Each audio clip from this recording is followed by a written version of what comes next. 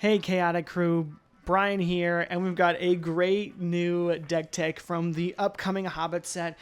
This last MagicCon gave us lots of spoilers for the upcoming sets here, and very excited to go over this one.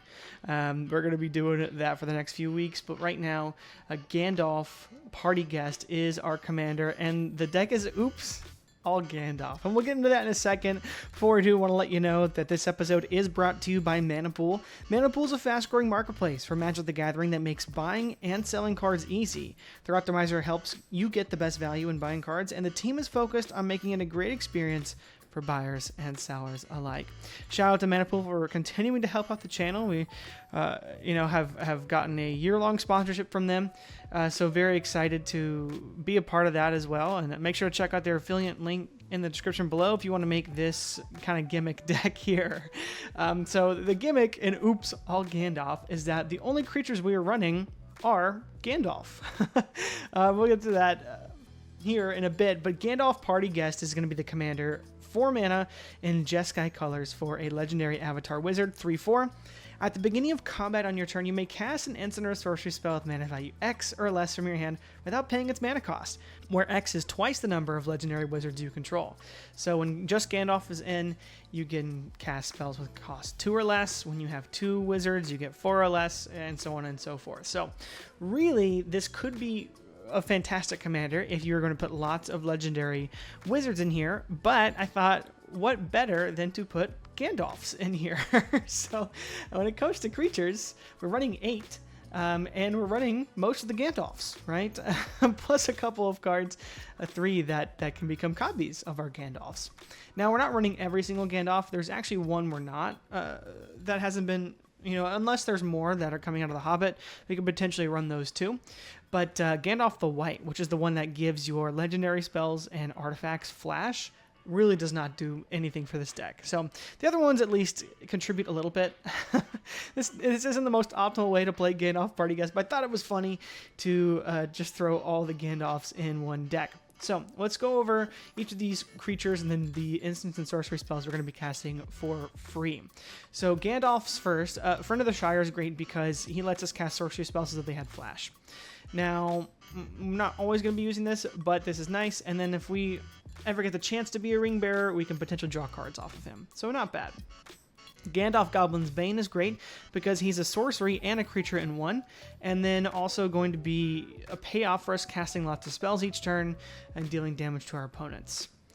Gandalf of the Secret Fire kind of works counterintuitive to this deck a little bit. This one cares about us casting instant sorceries on our opponent's turn, whereas our commander is going to be casting them for free on our turn. So they kind of work, against each other again, but that being said, he can give us some extra value, and just at 4 mana, having another wizard is not bad.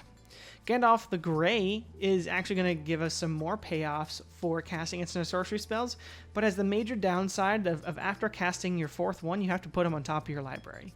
So not ideal, but he actually does help us out a little bit here. Gandalf White Rider is also pretty neat. 4 mana, 3/3, Vigilance. Whenever you cast a spell, creatures you control get +1/+0 until end of turn. And then when he dies, you may put it into the library 5th from the top. So I like that there. Pretty strong in this deck where we care about casting lots of spells and gonna buff our board so we can attack him. And then of course we're running Spark Double to get an additional copy of our commander, Sakashima to get an additional copy of our commander, and Chameleon to be, another copy of our commander. Having our commander on the battlefield is important, but having multiple on the battlefield is really strong because if you have 2 Gandalf Party Guests, then you get 2 triggers, and they're both going to be where X is 4. So you get to cast 2 spells for free from your hand, and so on and so forth. So we have 23 sorceries here, and a lot of them are going to be, I do have a few that are high mana value. We try to get a good mix that are also lower that you would really like to get. So what the threshold is you really want lots of 4 and 2 instant and sorceries that draw you cards, right?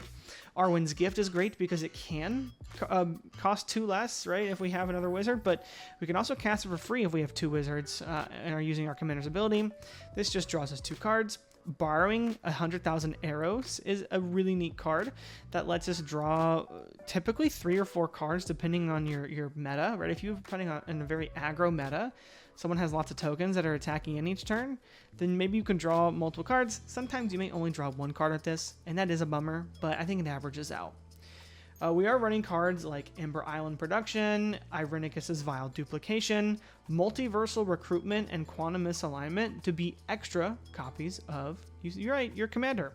So those are also ways to do it. So really, we are running 8 plus, so 12. So a tenth of our deck is making an extra wizard on the board. And half of that is really making sure that we have another copy of our commander. But yeah, card draw spells like Secrets of the Golden City that will draw you 2 cards, but potentially a third one is really great. Also, Stock Up is neat. Step Through to do some removal, right? Going to get to the bigger spells, right? Top of the Ramparts, Raise the Palisade, Seize the Day. We're really got lots of great spells here that are going to allow us to, really mess with our opponents while getting lots of value off. Want to shout out here Full Throttle, which is going to give us 2 additional combat phases, which means 2 additional instances of casting free spells, and that is really strong there. We are probably going to be winning the game with Insurrection. If we can get to 8 creatures, that's great, but we also might get to a point where we can just right on cast this, and that's very strong as well. If we end up taking any wizards with that could be neat. And then Volcanic Vision can get stuff out of our graveyard. Same with Spell Twine and Mystics' Mastery. Instance, Chroma's Will is another game ender. It can be, but we're not running a ton of creatures, right? But this can keep us in the game with some lifelink and can just have us hit someone really hard. Offer You Can't Refuse, Arcane Denial. We are also running Negate and Mana Sculpt. And Mana Sculpt is great because controlling a wizard means we get that mana at our next turn, which can be helpful in a deck that has a lot of big value spells. The rest of our instants are either cheap removal or cheap card draw spells, right? Where maybe they're cantrips that have additional effects, or they're just, draw 2 pretty quickly. Magma Opus is one of our big hitters that can do a lot, but really isn't that amazing of a card. You might be discarding it early on to make a treasure.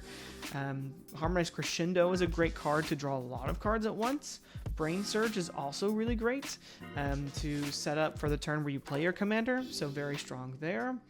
As far as artifacts are concerned, we have 10, right? And 9 of those are going to be Ramp, Arcane Signet, Azoria Signet, all the Signets, Felwar Stone, all the Talismans, Thought Vessel. You can also run a couple other things. Helm of the Host is really great here too, though, just because it's another way to make a copy of our commander. But this one we can't cast for free. That's the interesting thing, is that you can actually cast these other spells, right? We have Irenicus's Vile Duplication, Quantum Misalignment, and Multiversal Recruitment that you can cast for free potentially. But this is just another way to have a more repeatable way on board to get copies of our commander. 3 enchantments, Whirlwind of Thought, drawing cards is really important. Shark Typhoon gets us a lot of bodies on the board, and then Arcane Bombardment just really outvalues our opponents. And that's the idea of this deck. Really, you want to outvalue your opponents by getting lots of free spells, card draw, etc. Maybe get to your Mob Rule or Insurrection and kind of end the game from there, or get a board full of Flying Sharks and do it that way. But yeah, that's really the idea of what this deck wants to do. We've got 35 lands, which you could say is maybe a bit low. Maybe you want to switch out one of these cheap removal spells for like an MDFC. I just built this together pretty quickly. Want to shout out Lindblom, which can make a black wizard as well, which is nice. But yeah, this is the idea for this deck, and it's pretty fun to use, I would say. But once your opponents get the idea of what you're doing, they're going to be getting rid of your commander as soon as they can. But let's play test it and see how it goes. So just real quick here, first hand is 1 land. So we will restart. 3 lands, we'll take it. All right.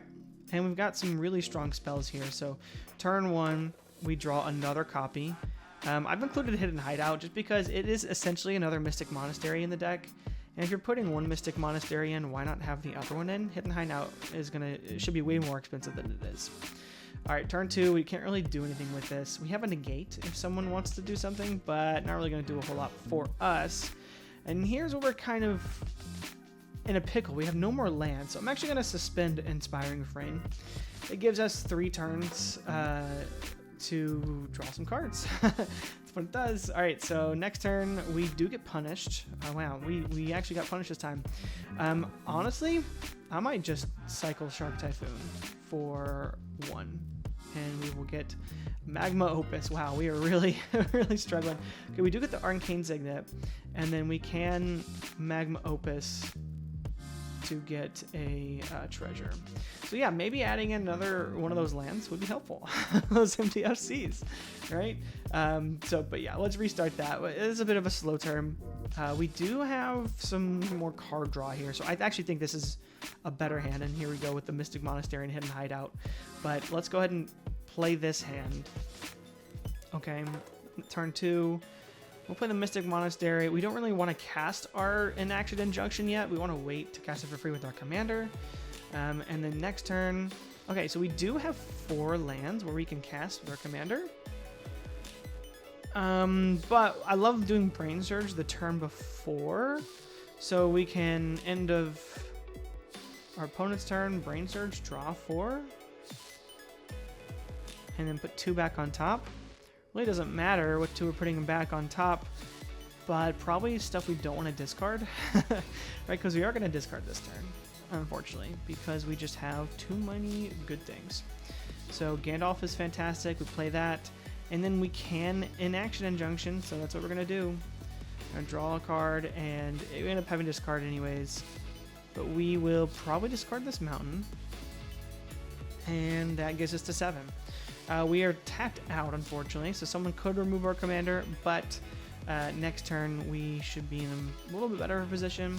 All right, so let's go next turn. Stunt Double is nice. And probably going to Arcane Signet here. And that gives us 4 for Spark Double. So now we can do 2 things, right? We have 1, 2, 3, 4, 5, 6, 7, 8. So we don't have the City's Blessing, but we can get Secrets of the Golden City for free on combat. And that doesn't... And then we can do Gandalf Goblin's Bane for the other one, which is not bad. And then we can really start popping off. We have 2 more ways to do stuff with our commander. Unfortunately, we're tapping out again. If we didn't do the Arcane Signet, we would only have 1 untapped mana, so it just made more sense to do that anyways. But yeah, unfortunately, this might be where we get board wiped. Which is, if that's the case, that's fine. Because if we do get board wiped, we just set up with Shark Typhoon and go from there. But we're in a really strong position now to do lots of stuff. But yeah, hope you like the deck, and let me know in the comments what kind of Gandalf deck you plan on making. I thought Oops All Gandalf was pretty funny, and if you enjoyed it, leave a like, subscribe to the channel, and I'll see you next week for more spoilers. Bye.